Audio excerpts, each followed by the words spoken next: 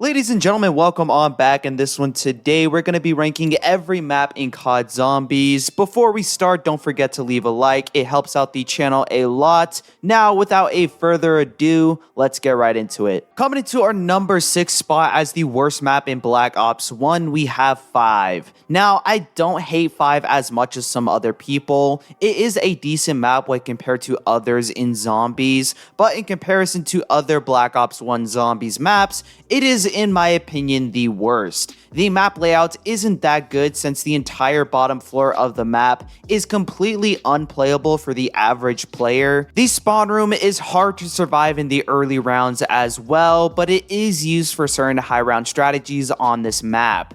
The only floor that is somewhat playable for all Zombies players is the middle floor where you can access the Pack-a-Punch. But other than that, this map has a lot of spots that are impossible or really difficult to survive in. When it comes to weapons, we have all the base Black Ops 1 guns with the Winter's Howl as the map's main wonder weapon. The Winter's Howl is one of the worst guns of all time, and the only time that it is useful is when you're up against the Pentagon Thief. Which, speaking of, the Pentagon Thief is the mini-boss on this map, and he can either be really good or really bad depending on the weapon that you have when he spawns in.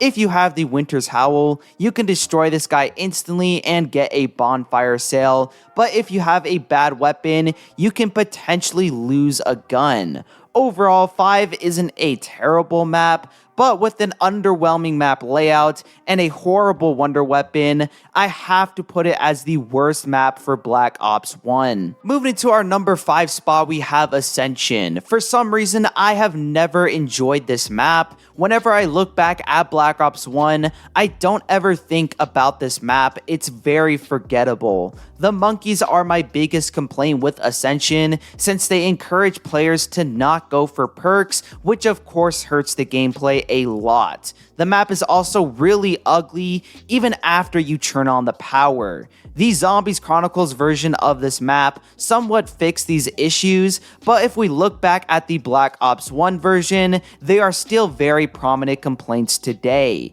The only reason I didn't put it below 5 is because I like the map layout more on this map than 5. It is very friendly to newer players, and there is a lot to offer to the hardcore players as well when it comes to the Easter egg and going for high rounds. This is the best map to go for high rounds on co-op since you have a ton of areas to train on. You can have one person at every Lunar Lander location and one person in front of the Pack-a-Punch, and your whole team will be set for the later rounds. Ascension was designed as a very co-op orientated map, and when played solo, I don't think you get that good of an experience, so for that reason alone, I had to put this map at the number 5 spot. Next up, coming into our number 4 spot, we have Kino. Kino der Toten is a very new player-friendly map, but for the majority of hardcore players, this map is not that loved, unless of course they started Zombies on Kino. The map layout is great, Pack-a-Punch is easy to access, and the vibes that you get from this map are also very neat. I do have a few complaints about Kino though, like the Nova Crawlers. They do nothing but slow down the gameplay and ruin your horde when you're training. Other than the Nova Crawlers, there really isn't anything that I hate about this map. The reason I can't put it higher on this list, however, is because there isn't a whole lot that I necessarily love about this map. Yes, the map layout works and is solid, but it's very basic and gets old really quickly. The Thunder Gun is a great wonder weapon, but it doesn't give you any drops in Black Ops 1, so I can't enjoy it as much as some of the other wonder weapons in Zombies. Kino didn't really do anything to move Zombies forward from World at War. To me, I see this map as a reskin of Derice when it comes to overall content, and in comparison to other maps that are on Black Ops 1, I just don't think it can compete for longevity. If you're a newer player, Kino can be a great option to pick up and play, but it will get really repetitive really quickly since there isn't much that will blow you away with this map, and for that, I have to put Kino at the number 4 spot. Now moving into our number 3 spot, we have ShangriLa. This map is the complete opposite of Kino when it comes to which type of player it was made for. Kino was a map made to introduce players to basic COD zombie systems, while ShangriLa, on the other hand, is a map that tests the player's knowledge on those systems and adds even more challenge on top of it. This map is not made for the casual new player, but that doesn't mean that it is bad. There are a lot of things to love about this map, like the baby gun and the monkeys, and even the map layout. While it can be difficult to navigate because of all the corridors that are very tight and the countless amount of traps that you have to go through, it still flows pretty well. It almost functions like Kino, where you have one giant loop, but I think Shang does it better because you have a different experience every time you get to a new area of the map. This map is also incredibly beautiful. Compared to other zombie maps, Shang competes as being one of the best when it comes to visual representation.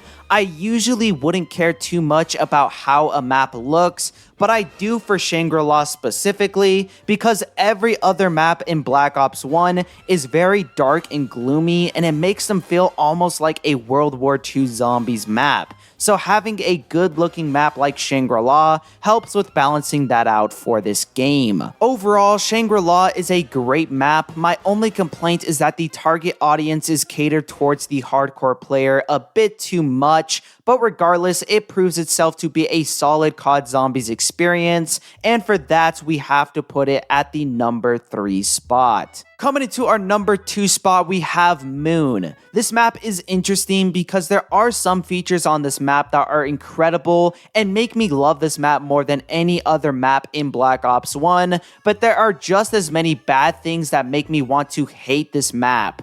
I love certain features like No Man's Land, the wave gun, the biodome jump pads, even certain parts of the Easter egg like the very end where you get to blow up the earth. But I also hate certain features like the Moon Man that steals all your perks, the zero gravity, and the excavators. If this map didn't have these bad features, I would have put it at the number 1 spot because I love the countless amount of good things that this map did for the community. Moon is a great map for both the casual and hardcore audience. This dynamic for both types of players can be seen when spawning in the map. You don't actually spawn on the moon, but instead you spawn in Area 51, where there are no rounds and the zombies spawn endlessly until you decide to teleport out of the area. Hardcore players utilize this opportunity to rack up a ton of points and can usually leave Area 51 with Jug and a Pack-a-Punch gun before round 1 even starts. This can be very difficult, however, and most players will choose to leave immediately and come back later to Pack-a-Punch. The Easter egg is very chaotic and requires a lot of luck, but it is one of the best Easter eggs from a cinematic standpoint that we have ever seen. Seeing Samantha come from the MPD or the Earth exploding out in the distance when you do finish the map's Easter egg is really cool and iconic.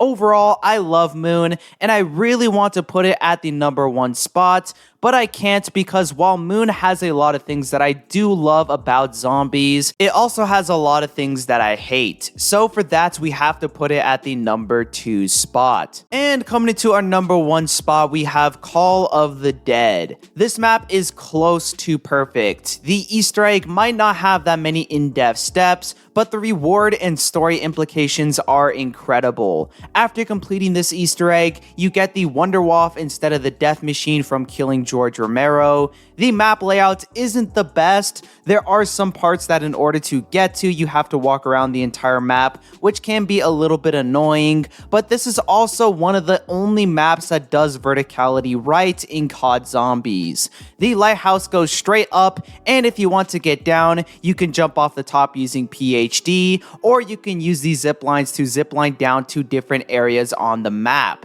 The Scavenger is a phenomenal wonder weapon. It might not do infinite damage, but it is really fun to use. The VR11 is another wonder weapon that this map has to offer, and this weapon is very unique because its uses don't actually come from being a gun that you can use to kill zombies, but instead the VR11 is more of a support weapon. You can shoot your teammates, which gives them insta-kill and zombie blood for a period of time, or you can shoot George Romero and he goes away for an entire round. Call of the Dead is an example of a Black Ops 1 map done right. It's the only map in this game that truly caters towards all zombie players. If you're a casual, the map layout is great, the perks, power, and Pack-a-Punch are all easy to access, and the wonder weapons and new equipment can be fun to use. If you're a hardcore player, getting high rounds or all the perks or the Wonder Waff are incredibly difficult to do,